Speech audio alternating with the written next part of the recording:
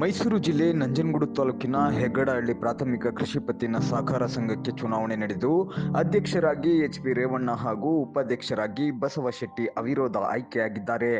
ಈ ಹಿಂದೆ ಇದ್ದ ಅಧ್ಯಕ್ಷ ಹಾಗೂ ಉಪಾಧ್ಯಕ್ಷರು ರಾಜೀನಾಮೆ ನೀಡಿದ್ದ ಹಿನ್ನೆಲೆಯಲ್ಲಿ ತೆರವಾಗಿದ್ದ ಸ್ಥಾನಕ್ಕೆ ಇಂದು ಚುನಾವಣೆ ನಡೆಯಿತು.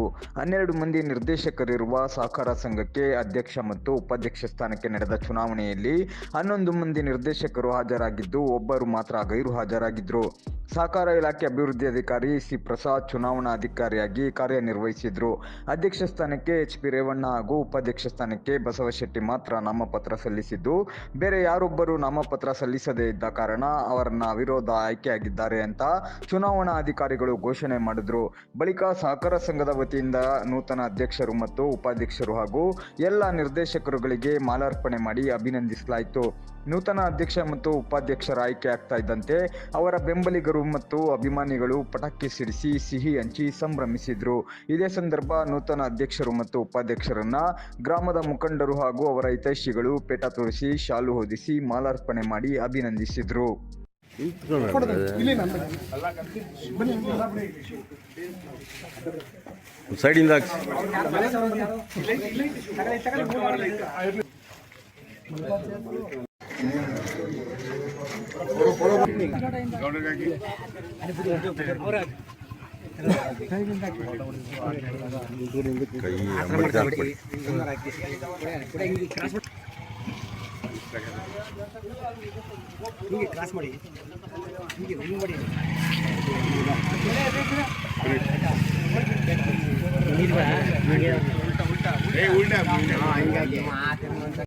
ಸೌಲಭ್ಯ ಹಾಗೂ ಸವಲತ್ತುಗಳನ್ನು ರೈತರಿಗೆ ಕೊಡಿಸುವ ಮೂಲಕ ರೈತರ ಹಾಗೂ ಸಂಘದ ಅಭಿವೃದ್ಧಿಗೆ ಶ್ರಮಿಸುವುದಾಗಿ ತಿಳಿಸಿ ಮತ್ತೊಮ್ಮೆ ನಮ್ಮ ಆಯ್ಕೆಗೆ ಸಹಕರಿಸಿದ ಎಲ್ಲ ನಿರ್ದೇಶಕರು ಕೊಂಡೊಯ್ಯಲಿ ಅಂತ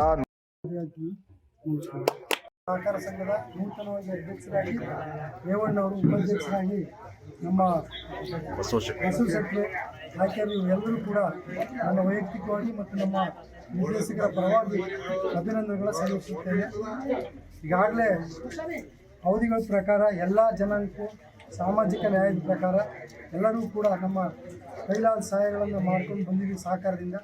ಅದೇ ರೀತಿ ಇವರು ಕೂಡ ಸಹಕಾರ ಸಂಘದ ಅಭಿವೃದ್ಧಿಗೋಸ್ಕರ ದುಡಿಮೆ ಉಪಕಾರ ಮಾಡೋಕ್ಕಾಗ್ದರೂ ಯಾರಿಗೂ ಅಪಕಾರ ಮಾಡದೇ ಎಲ್ಲ ಸಹಕಾರವನ್ನು ತೆಗೆದುಕೊಂಡು ಸಂಘನ ಉನ್ನತ ಲಾಭದಾಯಕ ಮಾಡಿ ರೈತರಿಗೆ ಒಳ್ಳೇದು ಮಾಡಲಿ ಅಂತ ಮತ್ತೊಮ್ಮೆ ನನ್ನ ಮಾತನಾಡಿ ಜೈ ಕರ್ನಾಟಕ.